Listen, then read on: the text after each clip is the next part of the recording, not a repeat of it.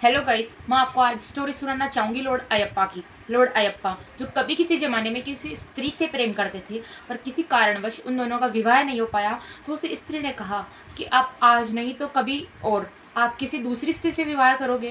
तो इस बात का प्रत्युत्तर देते हुए लॉर्ड अयप्पा ने कहा कि मैं कभी किसी से विवाह नहीं करूँगा। पर स्त्री हट तो स्त्री हट होती है, वो नहीं मानी और उसने वचन मांगा। तो लॉर्ड अयप्पा ने वचन दिया कि मैं आजीवन ब्रह्मचारी रहूँगा और इसी मान्यता को आज तक मानते हुए सबरीमाला में लॉर्ड अयप्पा की पूजा की जाती है और वहाँ 10 से लेकर 50 वर्ष की महिलाओं का प्रवेश वर्जित। 800 साल पुरानी मान्यता को मानते हुए सबरीमाला मंदिर में जहां लॉर्ड अयप्पा की पूजा की जाती है, वहां पर महिलाओं के प्रवेश पर बैन था। परंतु 1991 में एक ऐतिहासिक मोड़ आया और पहली बार इस कानून के खिलाफ कोई याचिका कोर्ट में डाली गई और उसके बाद में तो जैसे सिलसिला थमा ही नहीं, जो आप स्क्रीन पर देख सकते हैं। 2018 में सुप्रीम कोर्ट ने जजमेंट दिया कि यह प्रतिबंध समानता के अधिकार के खिलाफ है।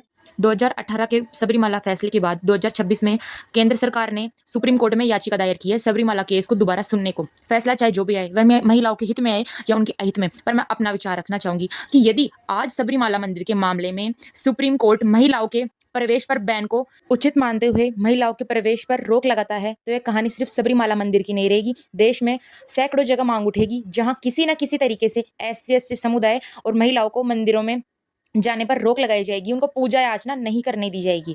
मैं लॉर्ड अयप्पा के ब्रह्मचार्य का मानती हूँ, उनका पालन करती हूँ।